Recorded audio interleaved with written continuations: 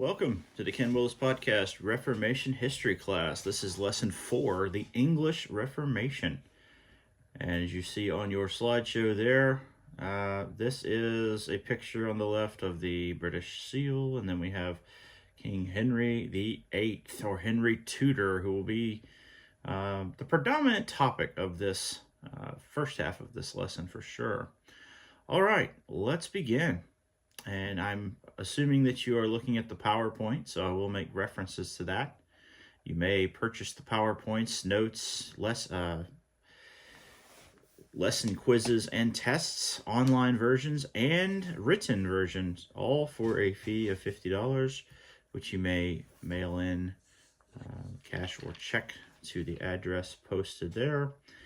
And then you are free to use this course, and you are free to use it to teach with or whatever you like to do. All right, let's begin. So, the English Reformation.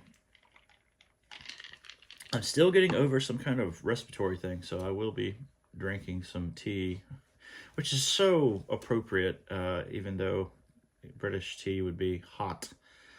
Anyway, introduction. So, the English Reformation is a little different than the other countries that we'll deal with, because in the English Reformation, we don't really have a united single leader of that Reformation. We don't have this constant person who we see begin and end it. It is done in pieces through a period of multiple rulers.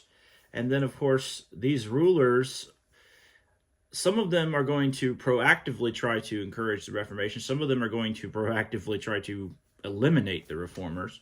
And yet all of it will providentially be used of God to bring about what we call the English Reformation. So the two main factors of this Reformation are a publication of about 7 major translations of Scripture done in English, and of course the involvement of the English monarchs.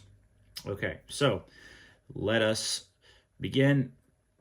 There is an interesting slide chart here that you can look at. If you don't have this in front of you, then I can only use that as a commercial, but it shows how we have the two founding texts that are used in the traditional English Bible. We have the Masoretic Hebrew text that is, of course, being taken from the Ten Commandments, the Book of the Law, or the Torah, the prophets, and the writings, all the Old Testament books, and then, of course, the received Greek text, or the Byzantine text, or the Textus Receptus, comes from the Gospel accounts, the Acts of the Apostles, the epistles themselves, and then, of course, the revelation of Christ.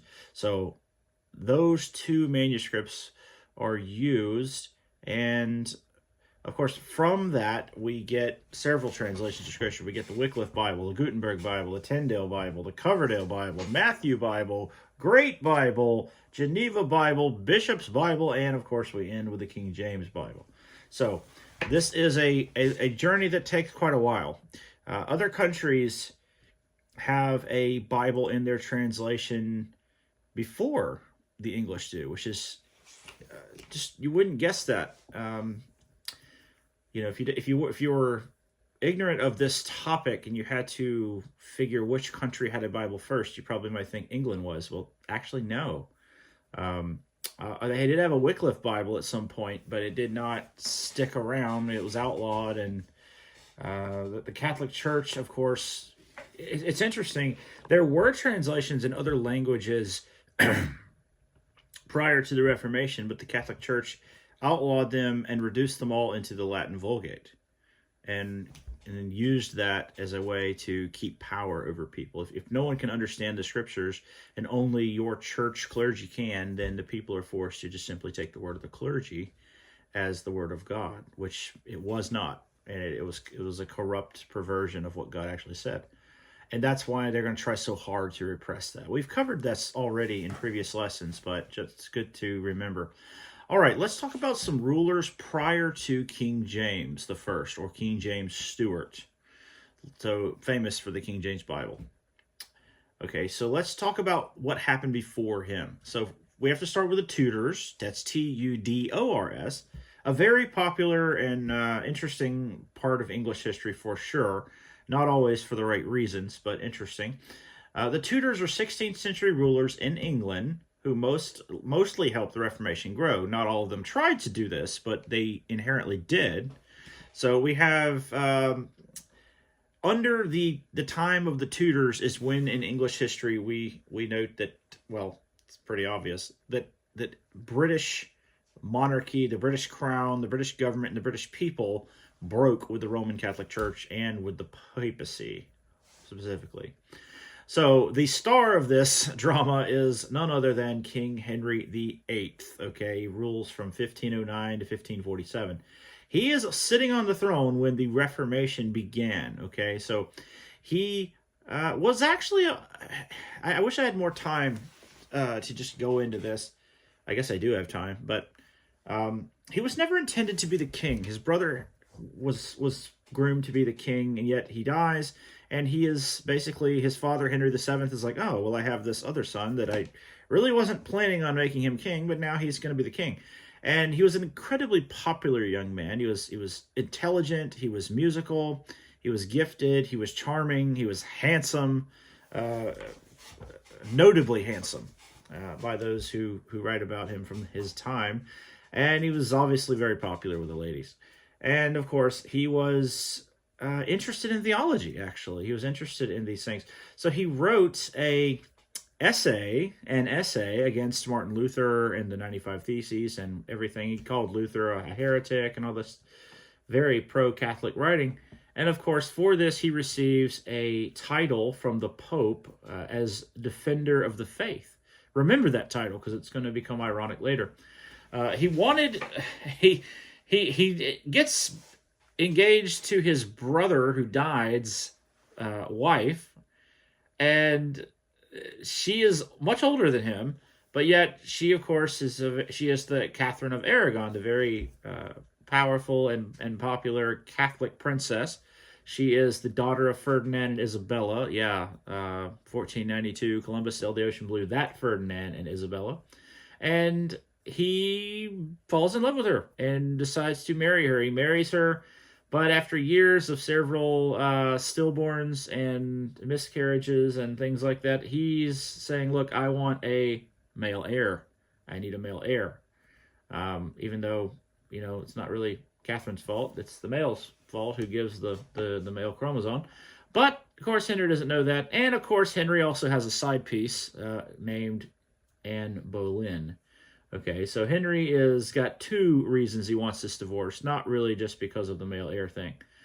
Legally, of course, yes, the male heir, lack of a male heir would be a problem, yes. But Henry was not at all, that was not the only thing, for sure. So he wants to marry his new lover, Anne Boleyn, and of course he asks the Pope, through his cardinal, please get me a divorce. And of course the Pope says, I will, I'll think about it. Let's talk about it. They have this, correspondence going on. And of course the Pope realizes, yes, I could do that, but it would enrage Catherine's nephew, Emperor Charles V of the Holy Roman Empire, which is neither Holy Roman nor an empire. And of course it might really upset Isabella and Ferdinand. So, yeah. We don't want to mess with Catholic Spain, and we really don't want to mess with Emperor Charles V, who at this time is still very, well, he has always been pro-Catholic, but he's still very influential and powerful in Germany. So he does not want to upset the apple cart, and so he says very politely, no, can't do that.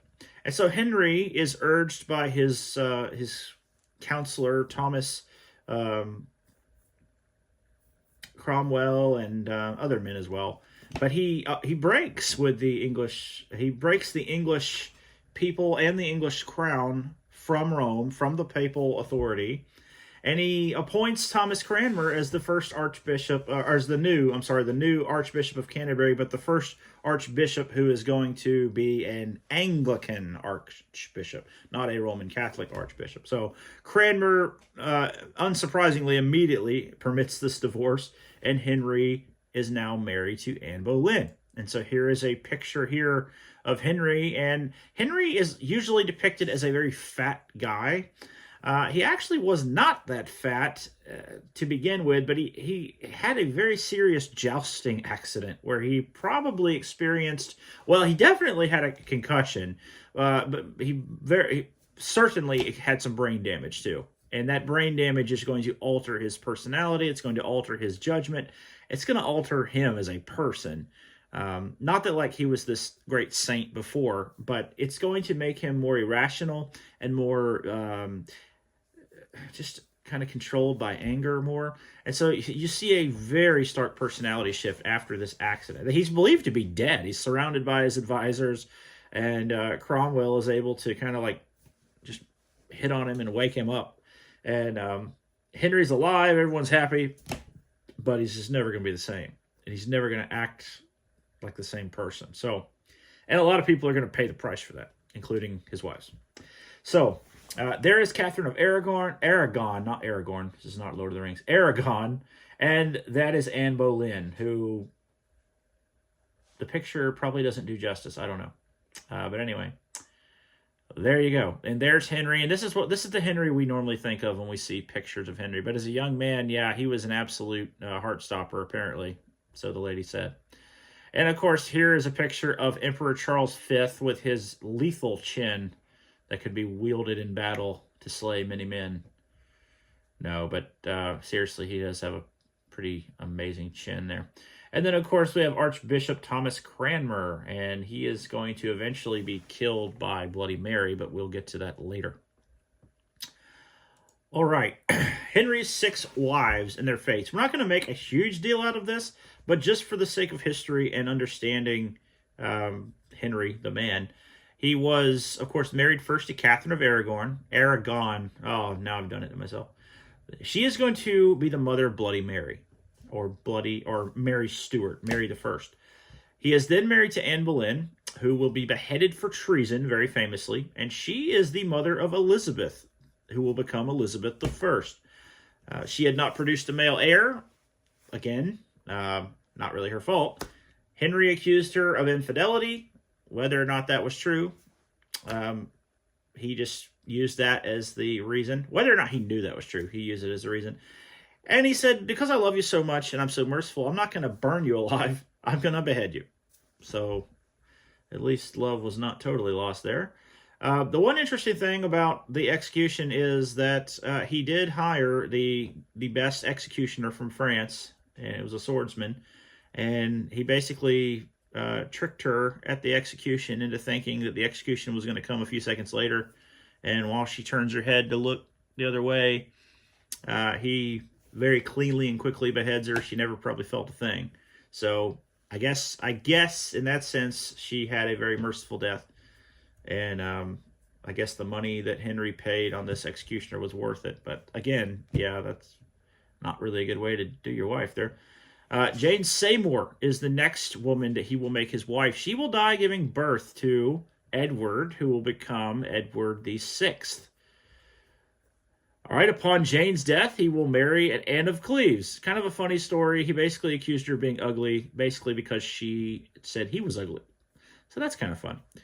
And then, of course, he's going to marry Catherine Howard, who he will very quickly accuse of treason.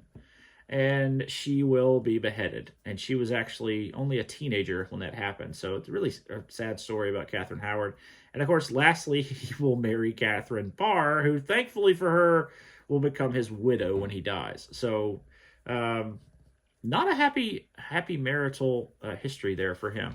But he does produce 3 children that are of royal blood that we know as Mary Stuart, or Bloody Mary, Elizabeth the First, and then of course Edward VI. So that's why we even deal with the wives. Is from these wives we have 3 English monarchs, all of who will be important in our lesson. And here, of course, are our pictures. We have Jane Seymour, Anne of Cleves, Catherine Howard, and Catherine Parr. So there you go. All right. So because Henry has formed a new church, he has to get this legalized. So he has Parliament pass what is known as the Act of Supremacy of 1534. This act will make Henry the legal and official head of the Anglican Church, the state church of England. Okay. England was now officially separated from the Roman Catholic Church on paper, but in reality, many of their doctrines in the Anglican Church are going to remain the same. Okay. These differences will be made more notable later, but for now, it's essentially the same Catholic Church, but with, instead of a pope at the head of the Anglican Church, the King of England is the head of the Anglican Church. And I guess the religious head in function is the Archbishop of Canterbury. So pretty much the same. The only difference is he doesn't have to ask the Pope for divorces. Okay, so yes. So if you study in history, the Anglican Church, as it spreads to America, it becomes known as the Episcopal Church in America. So Episcopalian. This is the same thing as the Anglican Church. Okay, the difference being that in the Episcopal Church, I believe today is even more liberal than the Anglican Church. So that's, yeah, yay for that. So Henry finally does die in 1547, and we already talked about the three heirs that he leaves, Bloody Mary, Elizabeth I, and Edward VI. And here is a picture of each. Here's Bloody Mary, who looks not half as creepy and bad as she actually was. And then Elizabeth, who is famous for her white makeup, and she was a very fair-skinned person. Okay, true, but I believe I don't know if this picture they actually have her made up in makeup. I'm sure they do to some degree, but she was a very fair-skinned, and she is red-haired. So there you go. And then Edward the Sixth. I'm not sure exactly what age he's supposed to be here. He took the throne at the age of 9, so I presume maybe a little, I don't know. It's hard to tell. It could be when he's 9. It could be that they were just made to look more, I'm not an art expert, but that would have been a fun fact to research, but it's also kind of irrelevant to what we're doing here. All right, let's talk about the events that led up to the Tyndale Bible. William Tyndale. I cannot say enough about William Tyndale. I'm going to say a little bit. I'm not going to do him justice. You really need to get a hold of some good biographic material on William Tyndale, and just the man is incredible. No portion of the English Bible had yet been printed. Now, the Wycliffe Bible had been hand reproduced, but not printed. No other English Bible or portion of the English Bible had ever been printed before. Every other major European country had a Bible in their language. The Latin Bible, 1456. The German translation, 1466. Well, some of it anyway, not all of it. Italian, 1471. French, 1477. Spanish, 1478. Russian, 1517. So even the Russians had a Bible in their language before the English did. That's maybe not something you would guess, but yeah. So in 1453, well, no, wait a minute, let me cover this. No complete English Bible would exist until the Coverdale Bible of 1537, because Tyndale's not going to get to finish his Bible. Spoiler alert.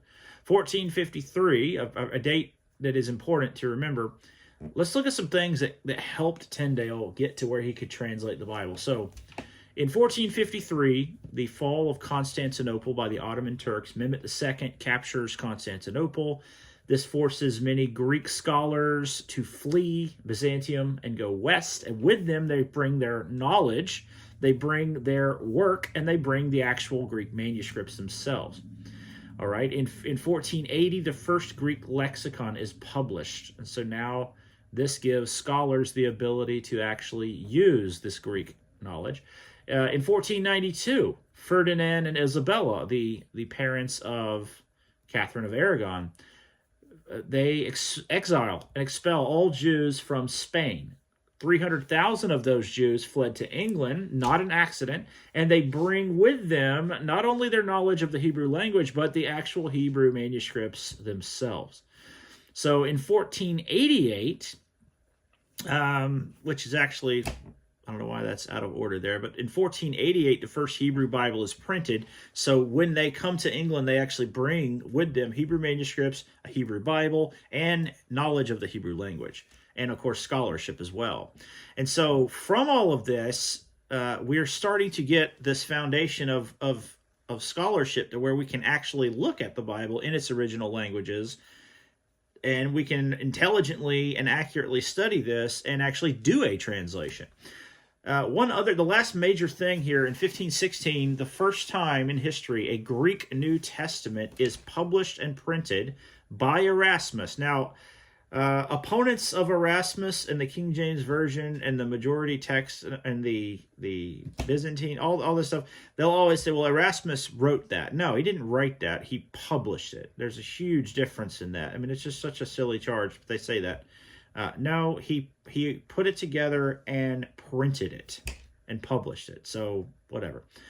From this, we have what is called the Textus Receptus, or the received text manuscript. It is now printed, which means scholars all across Britain and Europe, and the world for that matter, can now get a hold of a Greek manuscript that is the Greek New Testament, and they can translate from it.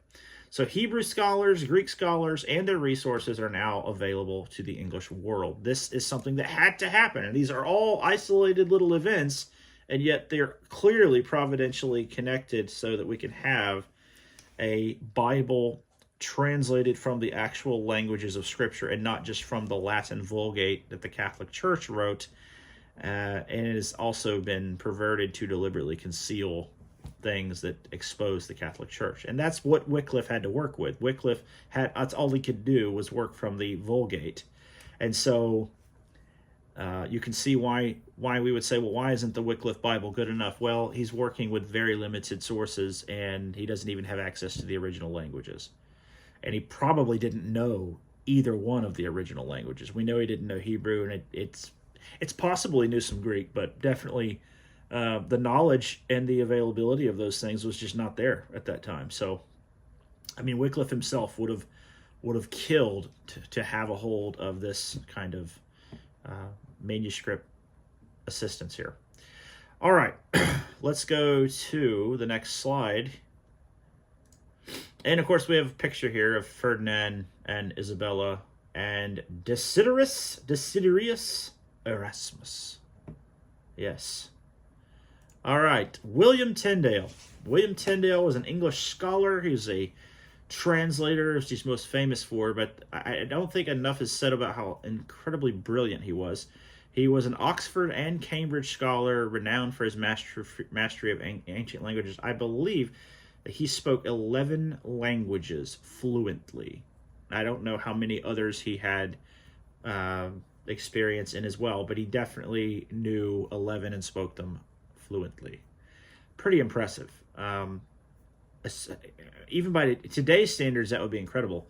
But back then, in that time, just unbelievable. And he was a master of these things. I think he had his, I want to say he received his master's when he was only, I think it was like 24. I can't remember exactly.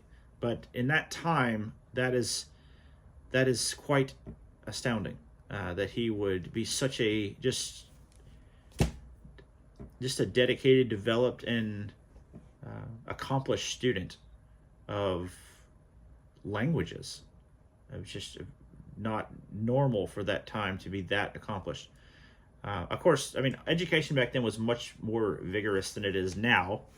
Rigorous, vigorous, and people are expected to learn more and to know more earlier. So he obviously was a very disciplined man. Now, he does have a run-in with the Anglican Church, and he basically kind of got himself in trouble because this puffed up guy, I think it was a bishop. It might have been a cardinal. I think it was a bishop. And he basically said, the plowboy doesn't need to read the Bible for himself. He needs to stay out of the Bible and let the clergy interpret it for him.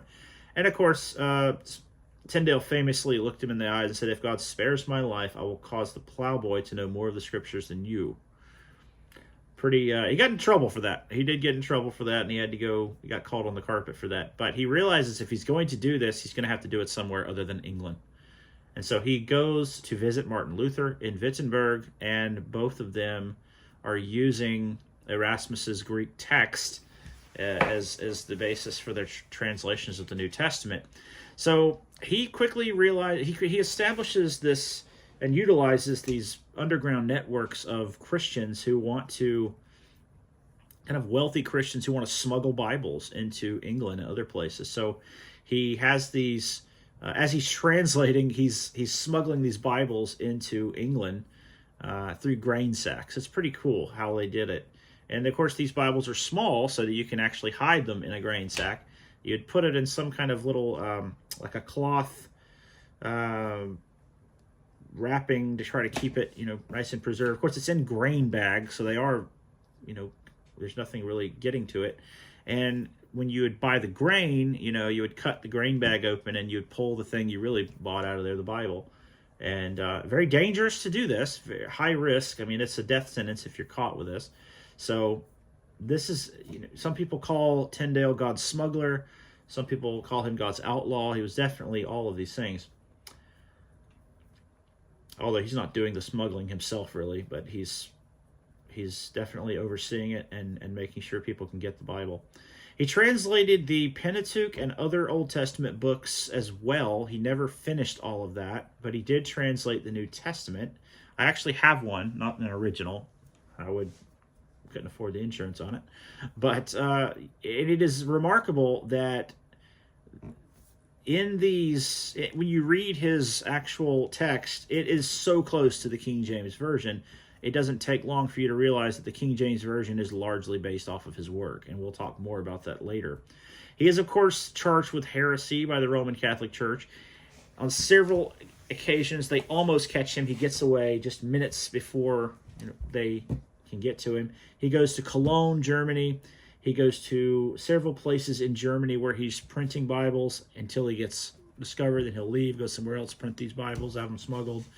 He's eventually betrayed by a Catholic bounty hunter who poses, Henry Phillips was his name. He poses as a friend to Christians and to the Bible smuggler people. He works his way very close into Tyndale's personal life and actually is with Tyndale walking. He gets Tyndale and they walk through this alley, trying to secret themselves through the city. I can't even talk today. And of course, Phillips has soldiers waiting for Tyndale, and Tyndale is betrayed. He's arrested, spends a year in prison, and he is accused of heresy. Of course, he doesn't deny any of this. He is mercifully given the option of being, well, not the option, but he's strangled at his execution, and then he is burned. Before he's strangled, his last words are, "Lord, open the King of England's eyes." He is strangled and then he is burned. And of course, the Lord is going to answer that prayer mightily, not very long after that prayer is made. This is, of course, a picture here on the left of William Tyndale on the next slide here. And then in the middle, you have a page of Tyndale's New Testament. This is the first chapter of John there. And you can see the spelling is not standardized. That will not happen for some time, even after the King James is printed. It will take several editions before the English language is standardized, and that's going to be a large part of why there are revisions and editions of the King James after 1611. It's not to fix doctrine or to correct these, to change texts and things like that, like a lot of critical text, Alexandrian text opponents will allege. It was because printing mistakes and, of course, the language is not standardized, and the spellings are not in our modern spellings. This, of course, in the top right is a picture of him being strangled. It's not a picture, a artist, like a cartoon sketch of him being strangled before he's burned. And, of course, then below there is one of his smaller octavo New Testaments. And it's actually kind of a thick little, chubby little book, but it has the New Testament in it, and then it has, I think he had some of the Psalms in it too. I don't know which.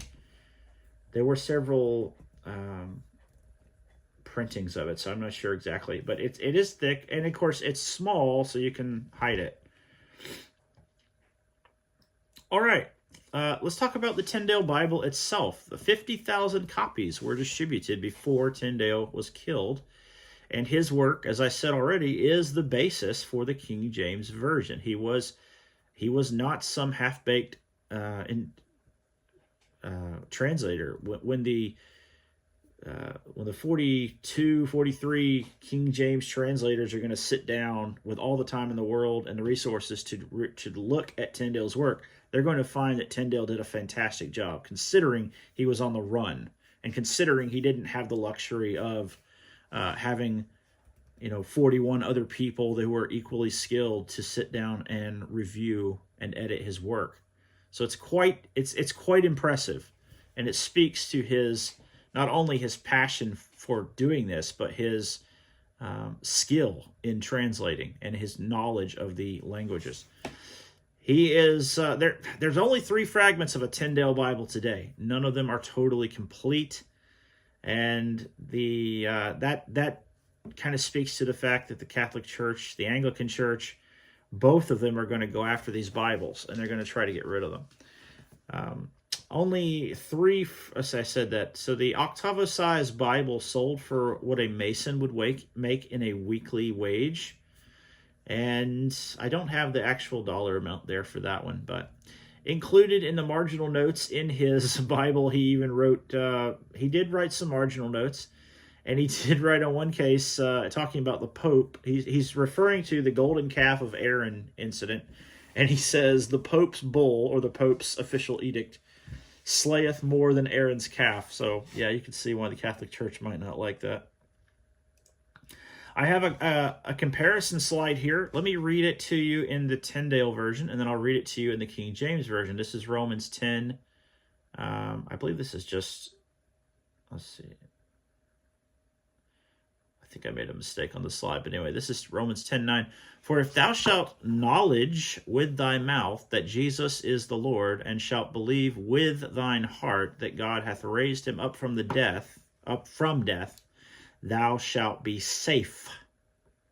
Okay, King James says that if thou shalt confess with thy mouth, so knowledge versus confess, with thy mouth the Lord Jesus, versus Jesus is the Lord, and shalt believe in thine heart, as opposed to with thine heart, that God hath raised him from the dead, or up from death, okay, same thing, thou shalt be saved versus safe.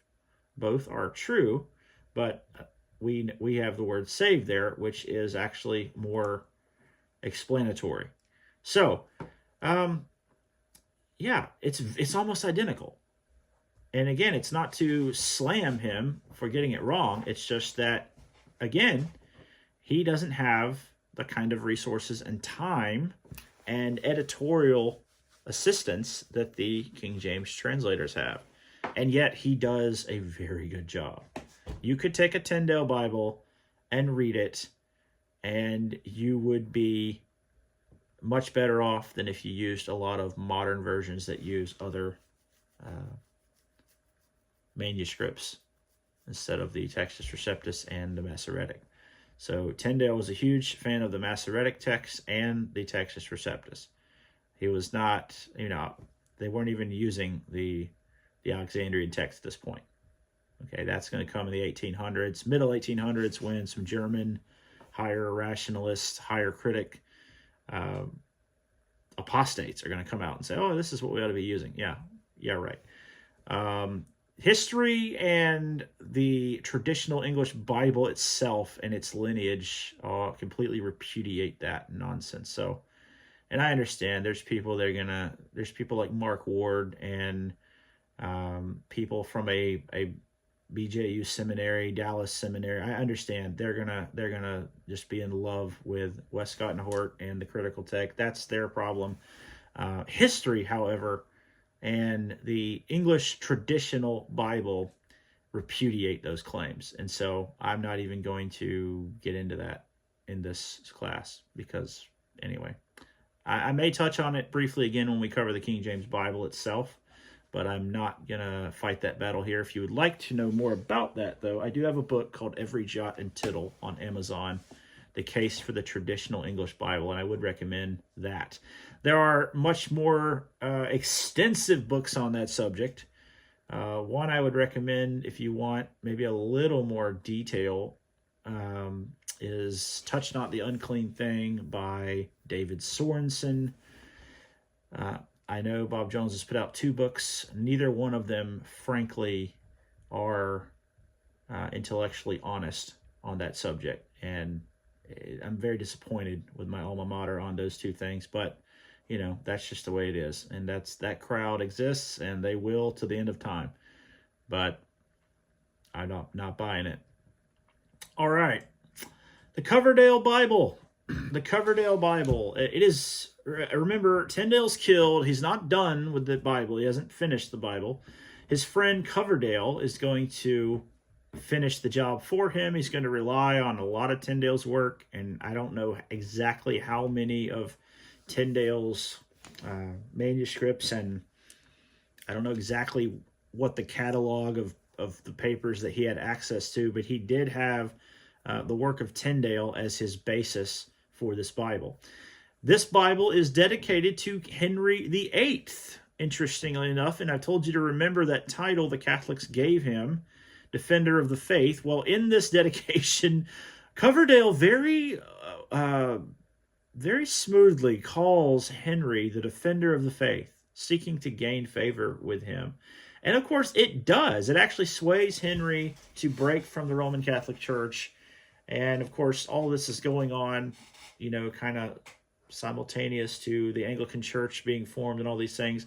And of course, Thomas Cromwell, who is the advisor to Henry, becomes a protector of this Bible and actually helps people get copies of it, helps distribute it. Queen Anne Boleyn is said to have a personal copy of it. That's interesting. I don't know if that copy still exists. It's not like, it's possible. It's possible, but I'm sure someone knows that. I did not look that up. That would be a fun factoid, though. If it does exist, that would be something interesting to see. But the Coverdale Bible, and a Coverdale Bible, more of them exist because they were more protected, and people in high positions were helping them get distributed, like Thomas Cromwell. Next came the Matthew Bible. Okay, the Matthew Bible comes out 2 years later. It is published by another friend of Tyndale's, John Rogers. He wisely uses his pseudonym, Thomas Matthew. Again, just like Coverdale's Bible, it is mostly Tyndale's work. And this is the first Bible in English history to be licensed by the Crown. Henry VIII actually gave a legal decree licensing this Bible, saying it was legal for any Englishman to own and read. Of course, most people couldn't afford that, but it was legal to get one and to read it. So this is a picture here on the left of Mr. Miles Coverdale, and this is the title page to his Bible, the Coverdale Bible, and then this is Mr. John Rogers on the right with the cover of his Bible, and then I think this one is actually the page, of the, this is the first page of Matthew, and you can see it's pretty beautiful. Both of these, printing a book back then was just such a beautiful work of art. All right, the Great Bible. We have another one, the same year in 1537. This one comes out, and it was published as a very large Bible, and the idea with this one is for every church to have one. Okay, so King Henry is quoted saying of this, "In God's name, let it go abroad among our people." And this is a Bible specifically authorized for use in the Anglican Church. Okay, so every church was to have one, and as a result, they would chain it to the pulpit or the communion table to prevent it being taken out and stolen or something, because it was valuable. So it has a nickname of the chain Bible, and I'll show you an actual picture of that in a second. It was also called the Cromwell Bible in some cases, but normally we think of it as the chain Bible. If you say the chain Bible to someone who knows about this, they immediately know what you're talking about. This happened only 3 years after Tyndale's dying prayer, "Lord, open the King of England's eyes." So yes, God has definitely answered that prayer. The very man who would have loved to have killed Tyndale has now decreed that Bibles be given to every church, and decreed that it's legal to read it and own one. This Bible itself actually greatly helped English literacy rates because, again, churches institutions, wealthy people who could get one of these could now use that as a textbook to teach literature and phonics, reading, all of this to their people. So literacy shoots up rate-wise. I don't know what the actual literacy rate was prior and after. I don't have that here in my notes, but it greatly helped that. Because most people, when they sought to teach their kids and even for themselves to learn to read, they would start with the Bible. That was the most important thing you could learn to read and to quote from. It cost 10 shillings in that day. That's 16 days' wage in that time. Today, that would be 210 pounds, or in American currency, 270 as of last year. And that's a lot of money. If you buy a pistol today or a handgun, you're usually looking at about $400 to $500. So not as much as a firearm, but still pretty costly, especially back in that day. By 1547, it's still the official Bible of England. So it's hanging on for 10 years. It reigns as the official Bible of England. I mean, that's pretty. It says quite a lot for it. And again, it is mostly the work of Tyndale. So Tyndale is forever cemented as really, I mean, I guess technically the father of the English Bible is technically Wycliffe, yes, but the father of the English Bible that is translated from Greek and Hebrew is Tyndale. All right, Edward the Ninth, remember him? Yes, he's going to come to the throne. And he is going to become king when Henry dies. He is a 9-year-old boy when he is crowned. But he's not going to rule as a 9-year-old, necessarily. He's also advised very heavily. And effectively, when you're a child king, you're not really running the country. You are, yes, of course, signing things, making things official, but you have very wise advisors and counselors around you who are greatly, greatly influencing you. Thankfully for him and England, these advisors were Protestant and not Catholic.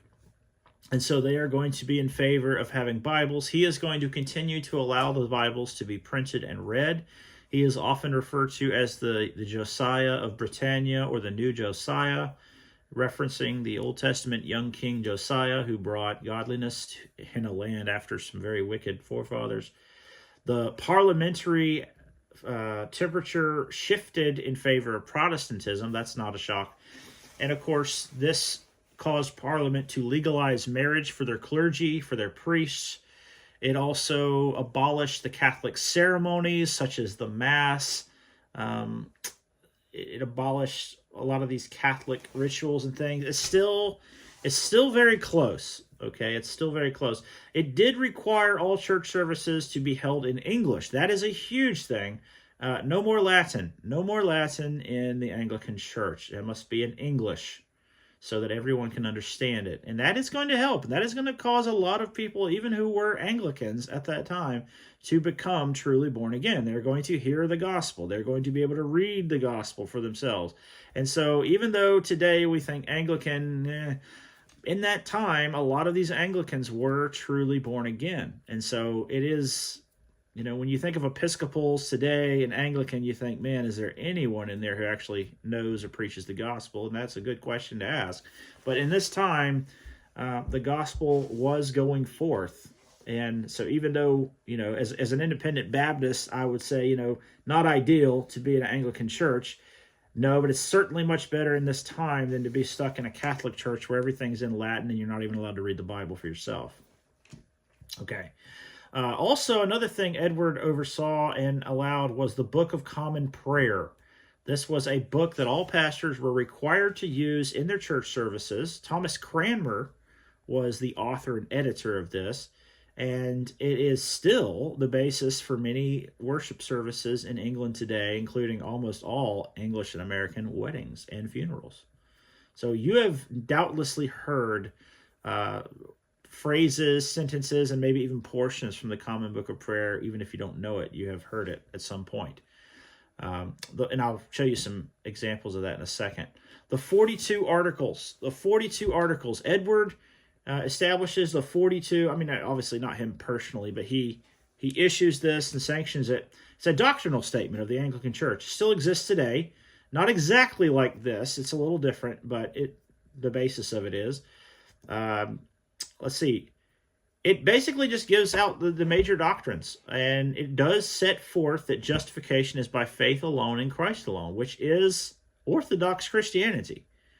For all the issues in the Anglican Church, it does, officially anyway, on paper, it believes in justification by faith. It also renounced the teachings such as transubstantiation, the idea that the blood and body of Jesus Christ, when you take the bread and the communion, which they use wine, that literally becomes Jesus' body and blood. No, it doesn't. So they repudiated that teaching. They also said the only two sacraments that we are to follow as Christians are baptism and the Lord's Supper. Okay? Now, they are still going to deal with infant baptism, and that is not good. So they're not going to come far enough away from the Catholic Church, as many of the Protestant Reformation denominations don't. They still are very close to Rome in some of their teachings, especially that of infant baptism. But we are at least thankful they came as far as they did. Be nice if they'd come a lot farther, but in this point in history, if you've been under Catholic oppression, you would be grateful for at least this. Now, if you're a dissident church, like a Baptist or Anabaptist or something other than Anglican, you're probably not going to be as happy as you might think, because you're still going to be persecuted by the Anglican Church and the Protestants. So Baptists have been persecuted and killed by Protestants just as much as Catholics. So, yes, if you're a Baptist in this time or an Anabaptist, it's still not time to sing Kumbaya yet. Here's a picture of Edward VI again, same one we saw earlier. This is the print title page to the Book of Common Prayer. And you can still see that the spelling is not standardized yet. We have an F standing in for the letter S there. It would have been pronounced like an S, but it still looks like that. So the spelling is still not like ours today.